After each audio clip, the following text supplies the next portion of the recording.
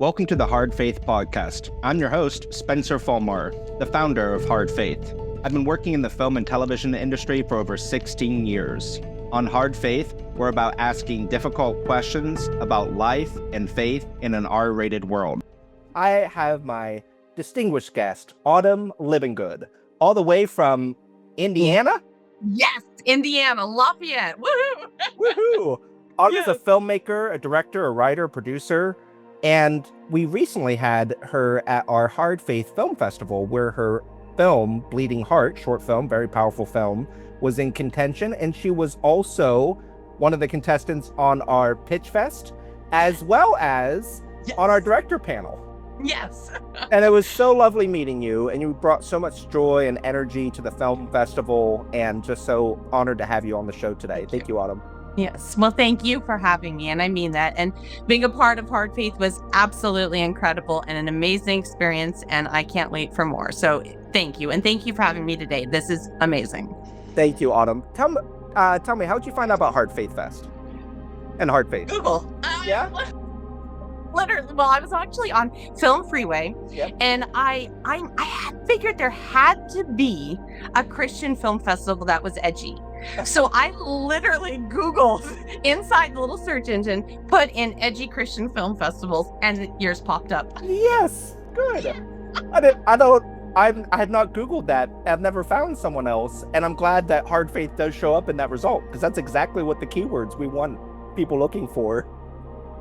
Really cool. And then I started reading. I was like, oh, I think they have my heart. And so them, and then I think there was one other one that came up that I was like, I wasn't sure. And but I was like, I think they capture my heart. And so I submitted.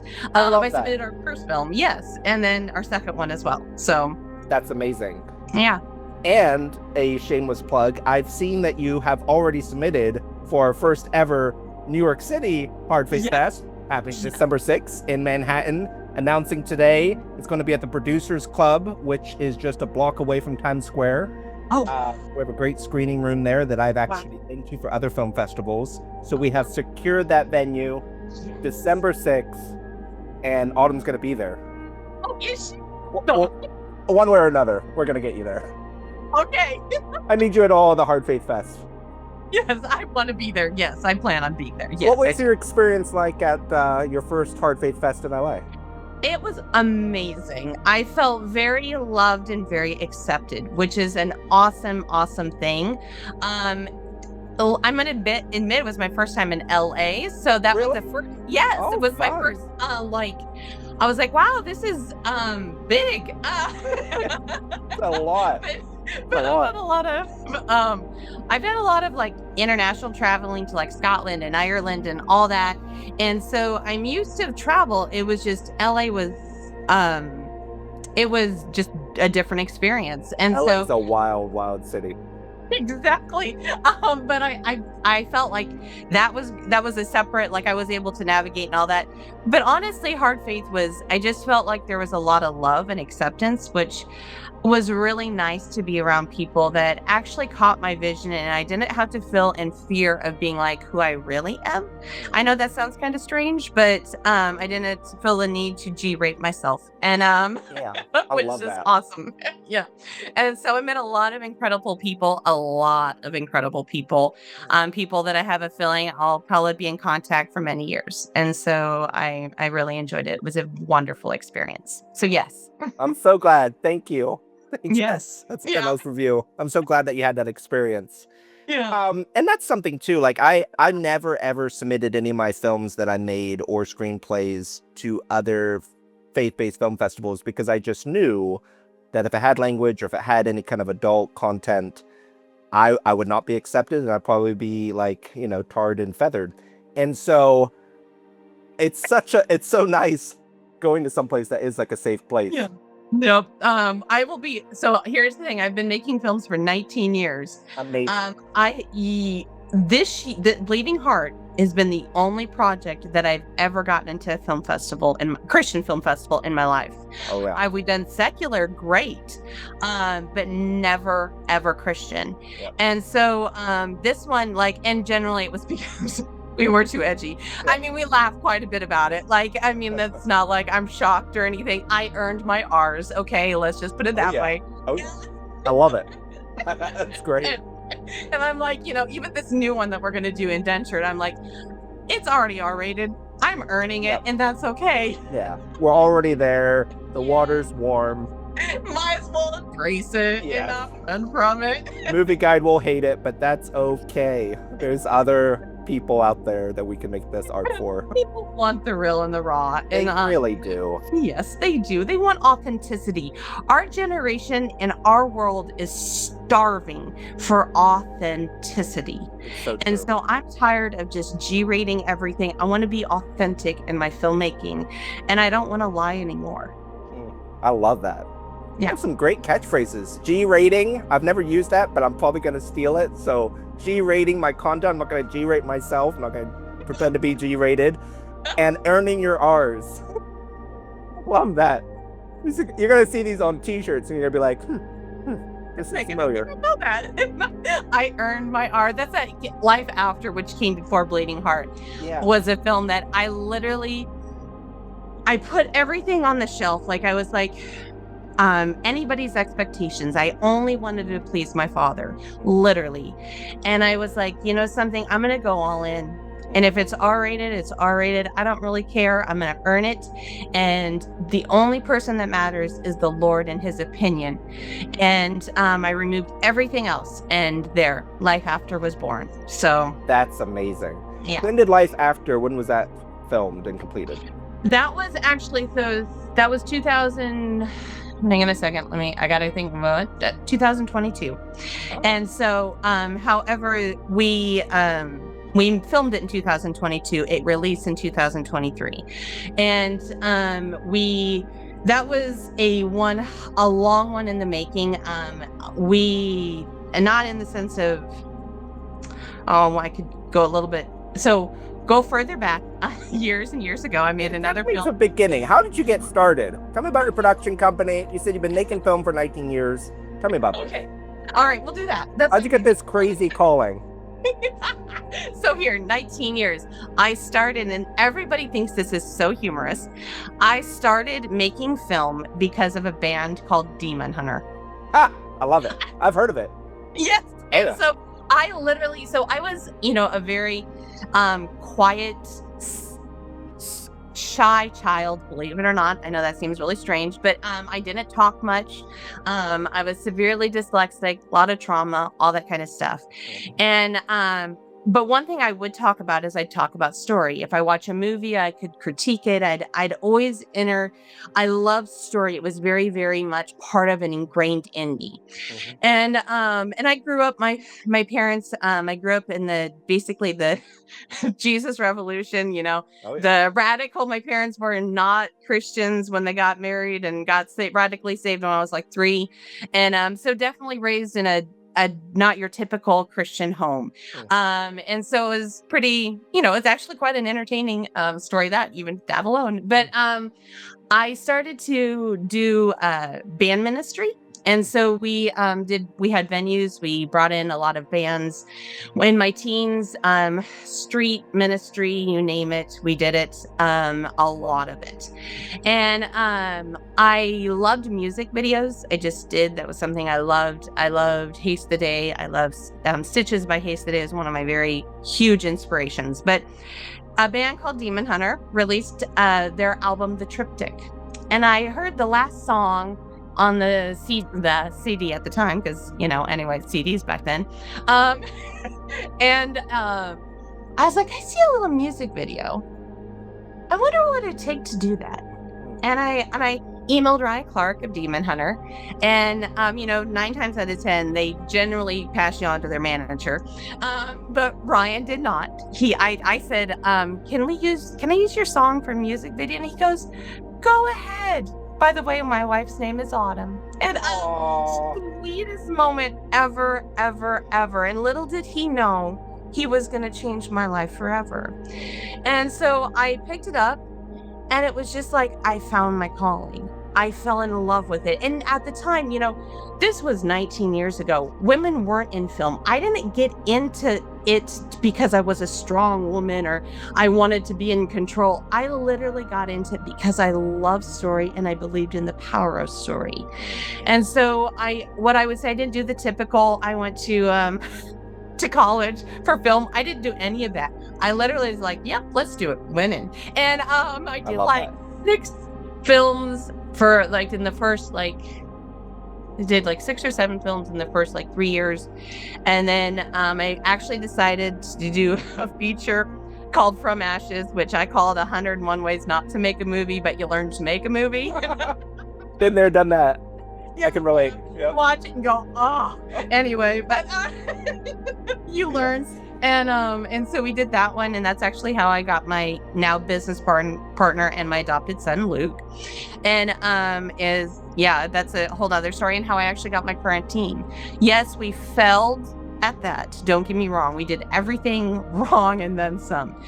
But I got a team, and an incredible one. And after that, we did another project called, and From Ashes was actually very edgy. What we did was, even though it was not the best production in the world, the story was great, because at the time I actually used language, and it was actually about human trafficking before human trafficking was even known. And I did the male side. So I did that the victims were actually males. And so when I did this really current edgy thing with even his past abuse was his father, who was a pastor, and so I kind of tackled all these different things. After that one, I did another one called Empty Room, which was, again, it was actually the connection between the porn industry and human trafficking. It was by far R-rated. I bet. Yeah. That was earned my R there. You earned yours. And, oh yeah, I'm just telling you. After that, I actually got really, really sick. And that's part of my story, is that I had a doctor almost kill me. I spent 8 years fighting for my life, literally. Oh my God. And I lost my ability to have kids. I lost so much in those 8 years. Oh. And what I would describe as thank you. It was, and now we look back, and I had to testify in that doctor's trial because he killed 2 people. And so it's a miracle that I'm even alive. Oh my God. And yeah. And in that season, I literally hung up filmmaking. I literally gave it up because I really felt like I was born with a target on my butt. And if I somehow stepped out of the fight and the battle, Satan would leave me alone. And so I gave up everything. I put it all off to the side. But what I couldn't give up I couldn't give up story. And so instead of writing screenplays and movies, I actually wrote a book. And that book is called Life After. Boom, full circle.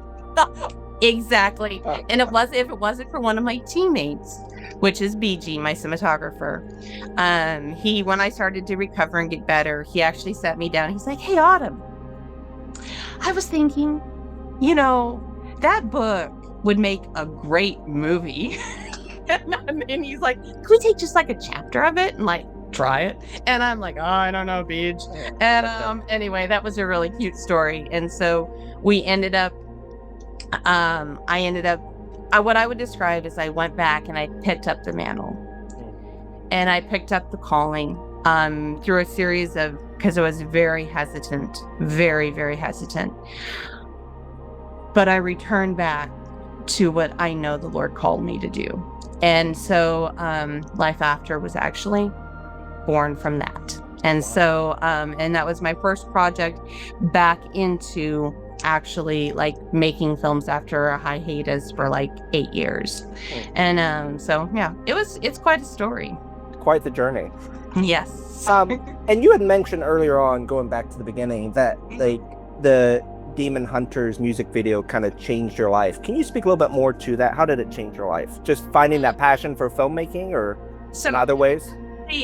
So Demon Hunter, so it was actually Stitches by Haste the Day. That music video in particular changed my life. And then Demon Hunter, the album, changed my life. So Stitches, I would say, I don't know, do you know who Haste the Day is? Yes. Okay. They Not have well, but yes. Okay. There is a music video called Stitches, and it's about you remaining silent while your friend is in torment, and what would happen if you turn around and tell them that they're worth more than this. It's one of the most powerful, it literally, what it does is it takes you through this whole series, and you see like this guy has like stitches intertwined in his mouth while his friend is suffering, whether it was on for drugs or alcohol, and they're watching them suffer, not saying anything. And at the end of the music video, they choose to remove the stitches out of their own mouths and speak. Wow. And that music video, I can remember the moment I was in my living room, and there's something called actually Radio U and TVU, which was like the MTV version of Christian metal music. And it premiered, and I was sitting there, and I just remember watching it, and I started to cry because the effect that it had on me changed me.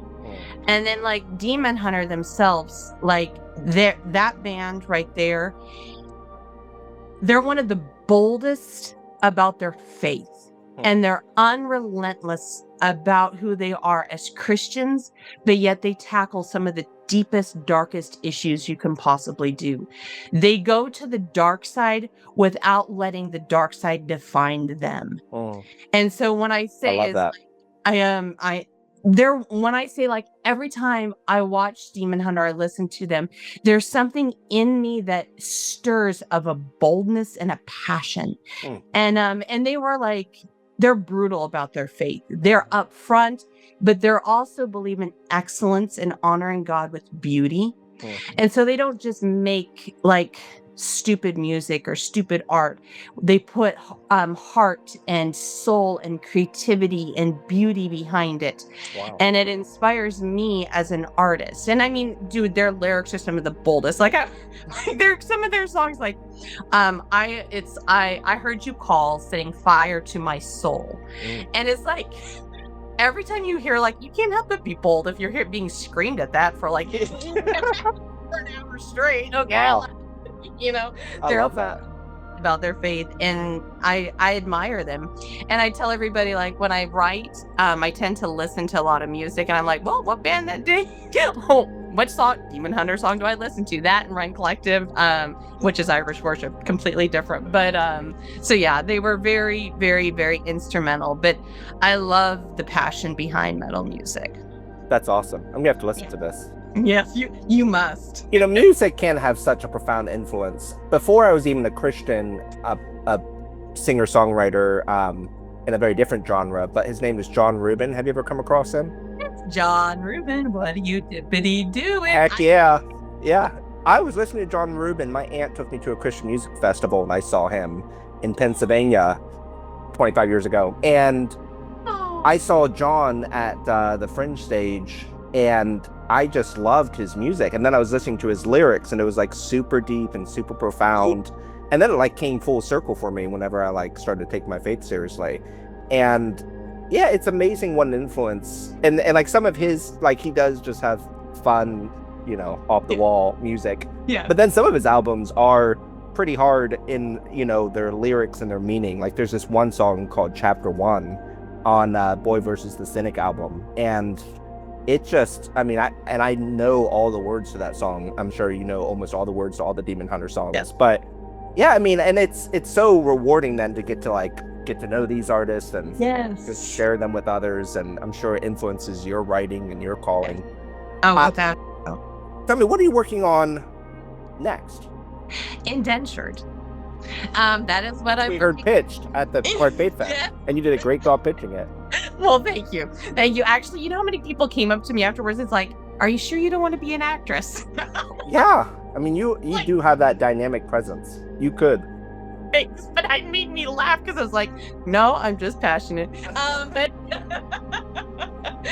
But we're doing Indentured, which is, like I said, in the pitch, that is about the history of the Irish slave trade, that it revolves heavily on really the suffering of the Irish and the power of forgiveness. And honestly, that film hits a different chord even for me. Like Life After is insanely personal. Life After, I feel like I literally like etched my soul in my diary is Life After. Wow. Indentured is a passion project for me because I love the Irish so much. And I see a lot of times in history, we have erased their suffering and their pain, and the land bleeds from that. And I want to help restore the land in many ways. Also, the subject line of forgiveness goes back to, like, I wrote it for Ireland, but I put in my journey of forgiveness. I did have to forgive the doctor that almost killed me. I did have to forgive the person that abused me. And what does true forgiveness look like? And is it possible to do that? And what would happen if one person truly forgave and sacrificed their life for that forgiveness? Yeah. And so I'm very passionate. I love so another thing that really inspires me as like a filmmaker is actually the history of the saints. And I love St. Patrick and his story of complete abandonment towards the Lord, and just how much he gave himself for the land and for the people, but he actually had to forgive the people that kidnapped and abused him, and then God sent him back to those people.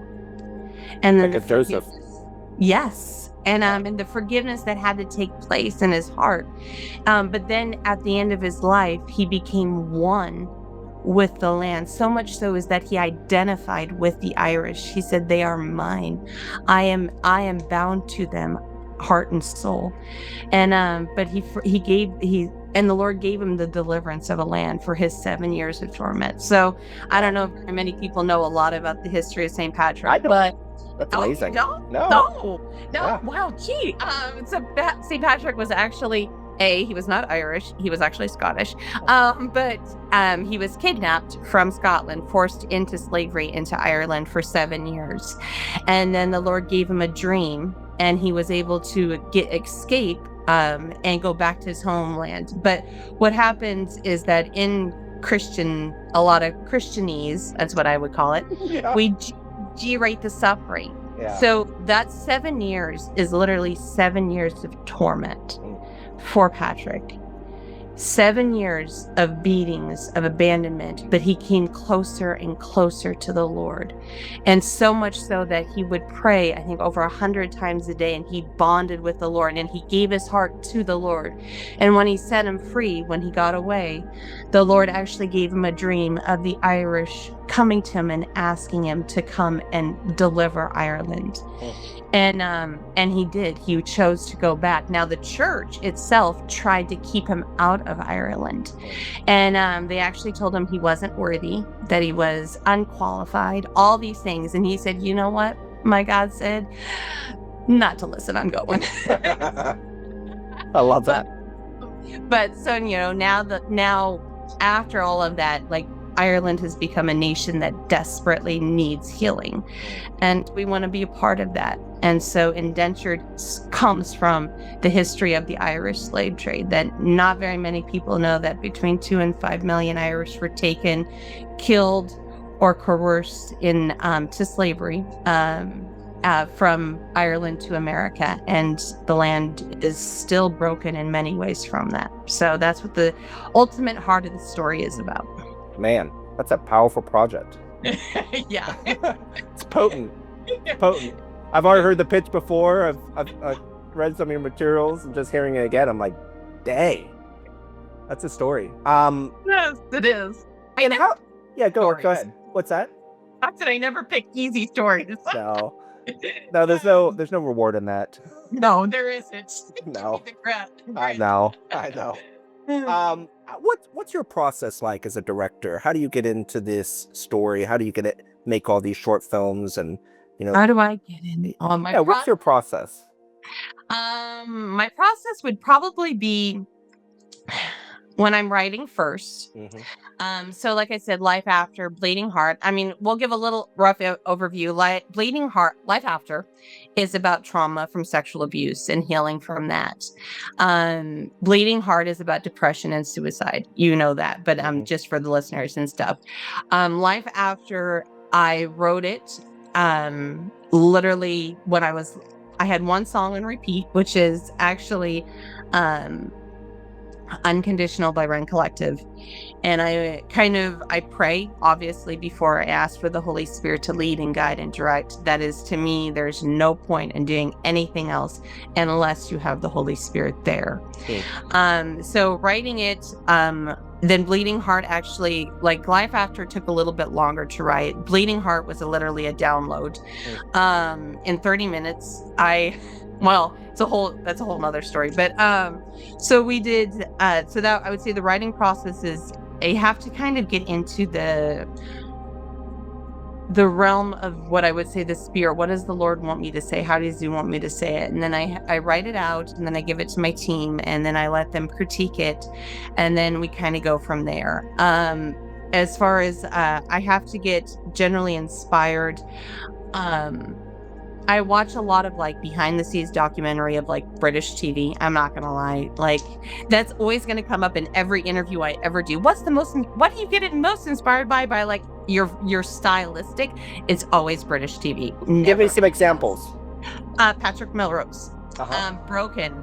I love Slow Horses. I love there's a lot of Slow Horses is a completely different genre, but Broken, Patrick Melrose, Shetland is another one that I deeply inspired by. Unforgotten is another one that is like they're stylistic, their emotions are darker, everything is deeper, everything goes what I would describe as there's 3 levels of a human emotion. This is actually what my professor told me, because I did end up going to Bethel for a little bit. Nice. But for writing. So but there's 3 levels, and Americans like to hang out on like level 2. Brits go to the level 3. And so I like the dark, deep, and that British TV seems to be that dark, deep. Everything is raw and real. Yeah. And so it's authentic. It feels like you're really there. So I tend to watch a lot of British TV, even like to understand their camera angles and their subliminals. So I go into that kind of process of like, what do I like from this? What do I like from that?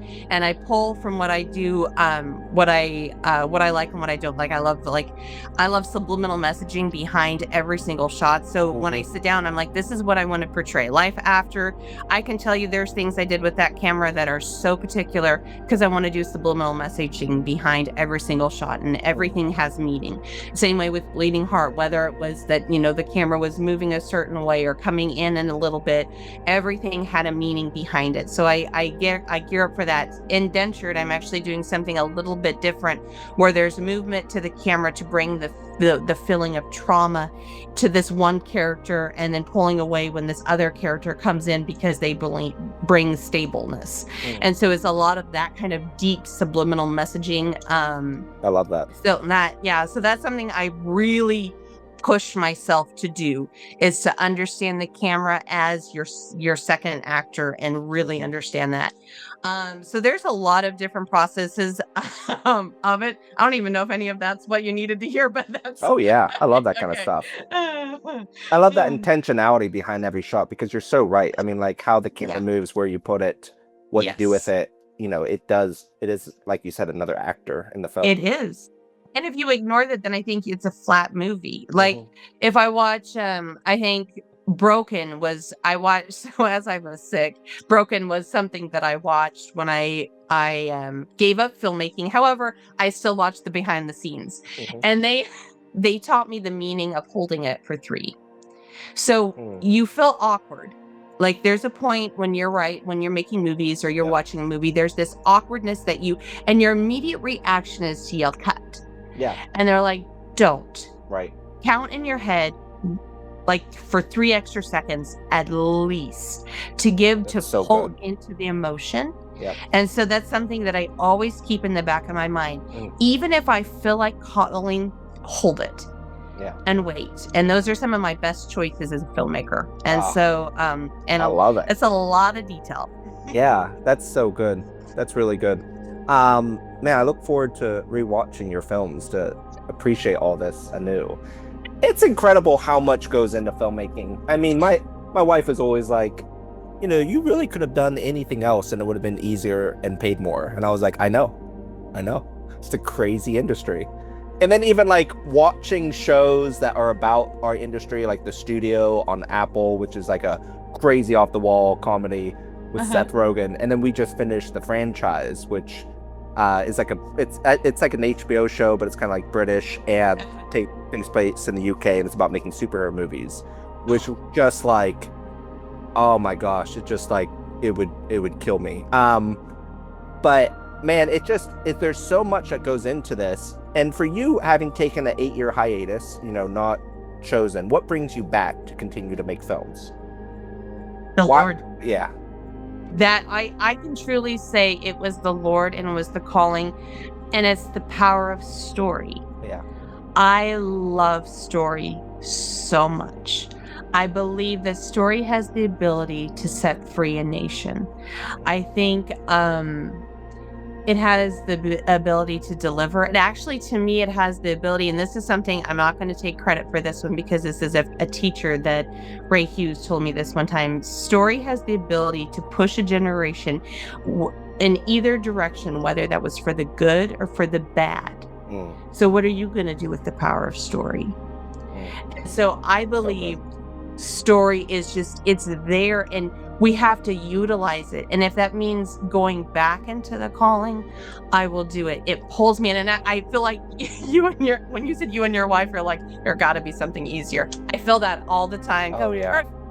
Just wants to buy a little shop in Ireland and retire and sell jewelry for the rest of my life, and that's it. Yeah, anything else. Paint houses, pump gas, get ditches, just anything. I mean, obviously, we're very blessed to make films, Yeah. But man, it's hard. It's so hard. So hard. It's like climbing Mount Everest every time. Goodness, I felt like Gracious. around. Yeah. You're like, what else could happen? In this last one, because I believe in spiritual warfare.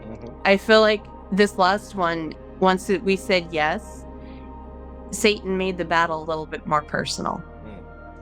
And it just feels like every time I've turned around, something else has happened.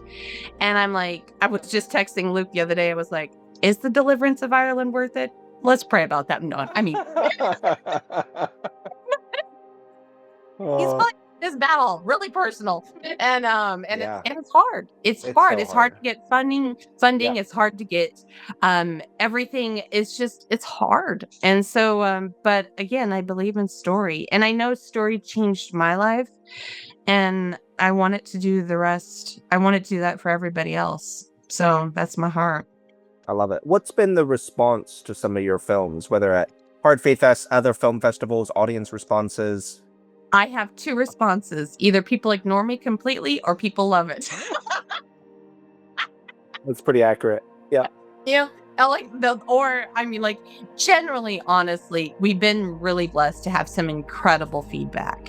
But I have noticed that there are the ones that it touches a little bit closer to home and it makes them awkward and they want to avoid the conversation.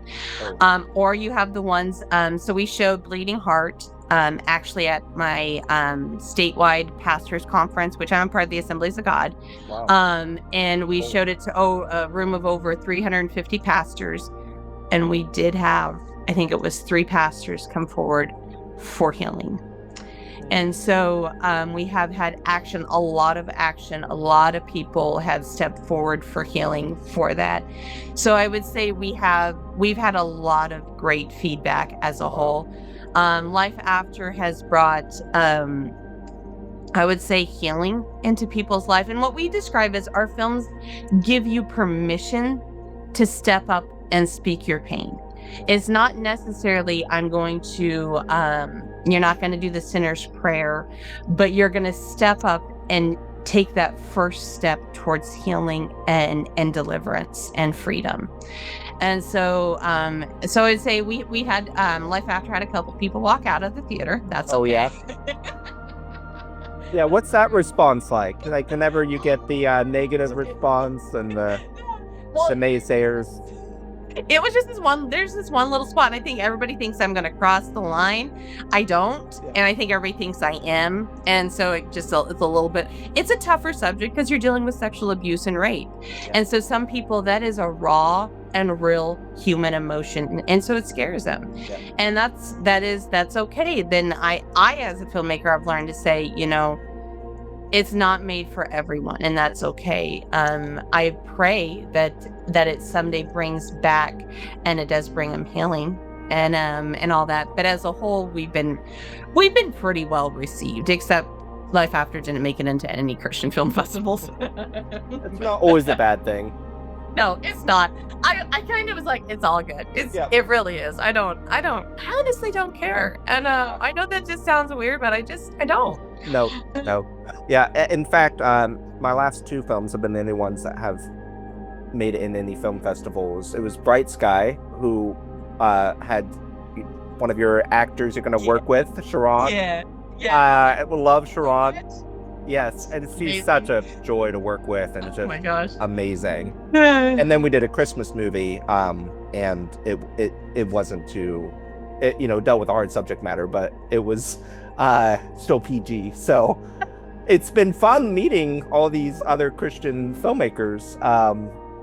Because it's like we're on our own separate branch in between like the faith-based world and just everyone else.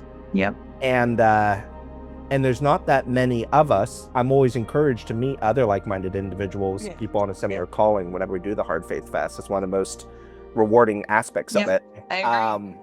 But there's just, it's like, mostly I hang out with just filmmakers. And then I also get to meet like, my cousins and brothers and sisters in Christ that are making, just the traditional faith-based films, which is fine. We all have our own calling.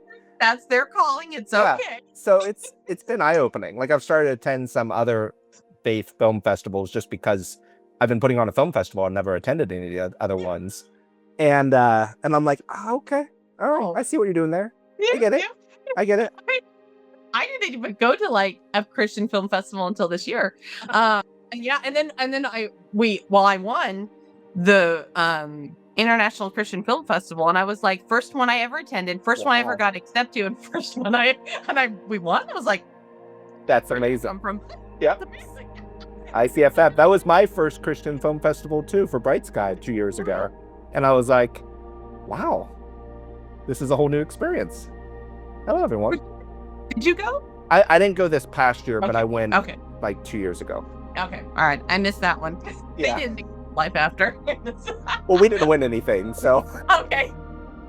They let us screen, but that was the end of it. That's actually really cool. I mean, it was a really cool experience. So and then after that I was like, oh, this is actually kind of nice going to the film festivals and meeting other people and meeting, it was fun. It was actually, and my pastor's actually the one that like pushed us to go, or we probably wouldn't have went. Good job, Pastor. Yeah, it's interesting, going to film festivals. Like I'm going to Content at the end of this month in Texas, and that's a really great film festival. Bright Sky was in it last year, and then they have welcomed us to do a Hard Faith workshop each year. And so this will be my 3rd year. The first year I wasn't able to do it. I had to do it virtually because our daughter was just born. Okay. And then this year I'm doing a 3rd edition of my Hard Faith talk. Really cool. Yeah, so that's super nice. I might try and attend ICBM this October. I've never been, but I've heard people speak. Which one is that? I think it's in Florida. I really don't know too much about it, but people are super jazzed about it. I'm definitely going to attend on December 6th in New York City, Hard Faith Fest. I am too there. Boom. Yep. So definitely gotta check that one out. Attend that one because, well, we belong. Yes. Yes, absolutely. But yeah, it's fun to meet other filmmakers too and just learn about their process, because like even making a movie, it's still like the Wild West, especially in the independent film world. Like how you put together the finances, how you put together the production. Such a blessing that you have a team that you're able to work with on each of the films. Yes. Has the team grown, changed, stayed consistent? We've had a few in and outs, Sure. but which are not like bad in the sense of, oh, we got left on terrible terms or Yeah. anything. One was a little bit of a rougher term, but that was difference in not really even creative. There was just a personality conflict, and so but as a whole, it's always Luke and myself as the two, like, as the leaders. And Luke is like, when I first accepted Luke, he was 13. And he was the little kid that came up to me at church and I was doing From Ashes, and he's like, I hear you're making a movie. Can I help you edit it? And I was like, sure, kid, why not? And so we learned together, and then I kind of took in him as, like, I was the surrogate mom. It's a long story. But now he's 28. And so we make films together. I do like the casting and the really, I held all the auditions. I picked the cast and the crew. I write the scripts. Luke always reads everything, all that. And then we have John Snowden. Actually, John came to us because of a screening of Life After. And he went really high up in the ranks really fast. He started out as, were you just going to be a PA? And then he was like, I'm like, by the way, we need this. Oh, wait, now you're assistant director. Oh, wait, now you're a producer. And that's great. John is a really good guy. And then my pastor actually has done the role of executive producing. And so he's helped us with a lot of, like, financial, picking out, like, the final details, things like that, which is a really, really good thing. And my pastor is just as edgy as I am. I adore him. Yep. You don't have very many pastors that embrace, and he's seen my calling and he embraced it and he didn't run from me.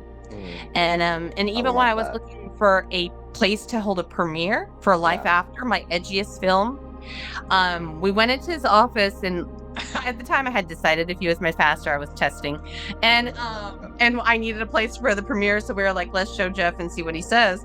And as we stepped out and let him watch it alone, Luke looked at me and he said, we're gonna find out real fast if this is your pastor or not. It was a good way. It was a good test. We're gonna, like, test the waters. And then we went back into his office, we sat down, and he looked at us and he said, not only was that one of the best things I have ever watched, and I would be completely honored to host that at my church, have you thought of this? And it was something with the plot that we needed to tweak, and Luke and I hadn't really, and he helped, and it was great. And so it was perfect. And so that's great. And now I gained BG is one of my cinematographers. Then we work with another cinematographer named Johnny. We flip between the two, depends on who's available, that kind of thing. Both very gifted men. Then I've had Carolina on my set, a couple different makeup artists, and now we have a new guy named Brandon, and he's doing another camera assist. And so we have a great team. So I would say we've had a couple coming in and out, but as a whole, it's pretty much always been Luke, BG, and myself as the main people, and then kind of filled in when we needed to. But I think we'll keep John and Brandon around and Jeff around for a while. That's great. I love that. It's so great whenever, like, each film I make, it's like if I can find 2 or 3 new collaborators to work with, that's amazing. Like, maybe I only find one, maybe I'll find a handful, but, you know, it's whenever you can work with people that get your vision and that easy to work with and, like, and trust and rely on. Yeah, it is such a priceless. Yes, it's priceless. It is. I mean, I've known BG for 15 years, and I can literally go, no. And okay, I'll go get that angle. And I'm like, thanks. Thank you. Where are you filming Indentured at? Is it going to be in Indiana? Are you going to go to Ireland? So the short will be in Indiana. If we do the feature, it would be half in Ireland and half in Indiana. And so, but the short itself actually takes place in it would be after they've left Ireland and are in America. And then so we bring in actually the Underground Railroad. And so that's where Sharon's Park comes in. And so we have that. We have our cabin in the woods. We have everything. We just don't have the money yet. It'll come. One way or another. I don't know. I could think about selling some organs, but anyway. Keep those organs. It'll come. I don't really have any good left. Any of them that are good that are left. But anyway, no. It's incredible how financing comes together. It's always somewhat miraculous. I'll tell you one thing, I've got more gray hairs from that financing than I care to admit. Gosh, I know. Like whenever filmmakers, want to make a film or they want to get into this industry, I just give them the disclaimer that, like, as Orson Welles said, 90% of filmmaking is fundraising. Especially as a producer, executive producer. So, Yeah. If you don't know sales, you're going to have to know sales in some capacity because, you're going to pray it in and it's going to be, you never think you're going to make it and somehow you make it and somehow you're on set and then you get to share the film and story with everyone. It's a lot of faith. We were super blessed with Life After. We literally we needed $15,000. We raised it in 3 months. That's amazing. And then Bleeding Heart came. We needed $13,000 and we raised enough to film it. And then we raised the remainder while we edited it. And we got all of it. Indentured has been a completely different one. And granted, budget's bigger and we're dealing with British actors because we have 4 British actors coming. So it's been a little bit more challenging as far as visas and all that kind of stuff. And so it's a whole different ballpark. But funds have definitely been a little bit more challenging. Some way it'll come. Yeah. Oh man. I was thinking about playing the lottery, but I don't know. It is quite high right now. Yeah. 2.3 billion. I don't know, I can make a couple movies after that. Exactly. I remember when I was in seminary, one of my classmates, he bought a lotto ticket and he's like, "Now, Lord, I could do a lot of good with this money if I win." And he started to scratch it off in class. And he was like, "Well, I guess that's not how it's going to happen." Yep, that's not how it's going to go. It could have been great, God, but I guess you have other plans. Guess you want me to use my faith. Yeah, right. And the whole bunch of sweat equity. But, you know better than I do. I guess you want me on my knees. I've been debating on pleading with the Lord. I've been bargaining with him. Come on, Lord. No. Oh man, one way or another. One way or another, somehow, some way. Autumn, how can our audiences stay connected with you? What are your links? How can they follow your journey? How can they help? Okay, so Instagram is Awaken the Dream Productions. I love it. And then Facebook is Awaken the Dream Productions, but it's like Awaken the Dream PROD. Because Productions wasn't available. But anyway, so that is us. We also have Life After short film. You can also follow us on there. We don't update that as much as Awaken the Dream. You're also welcome to follow my own private one, which is Autumn Libengood. So yeah, that's how you stay up with it. We also have an email list that there's a link to in our, I'm trying to remember. There's a link somewhere that Luke told me. Can you tell he handles the technical side of stuff? No. Good to have that guy. Yes, it's a link. I'll have him put it on our Instagram there. Perfect. It'll be on the Instagram. Yeah. Awaken the Dream. Yeah, it's Awaken the Dream. And then our email address is awakenthedreamproductions@gmail.com. Tell me about the company name. Awaken the Dream is actually, so that came to me before I do what I do now, which as obviously filmmaking is my second job because my first job is actually making jewelry. And yep, that's what I do, a small business owner. Before that, I actually worked in housekeeping for my church. Oh, that's great. And I was young. I was cleaning the bathroom, and I was praying because that's what you do when you clean the bathroom. And and I was like, Lord, what do you want me to do? What kind of name do you want me to give my company? And it literally was like it was dropped in my heart. Awaken the Dream, because I want to awaken people to their dream and their futures. I want to awaken people to his spirit. I want to awaken people to healing and redemption. So Awaken the Dream really just kind of poured that out And I was like, and it's stuck. And I've been there.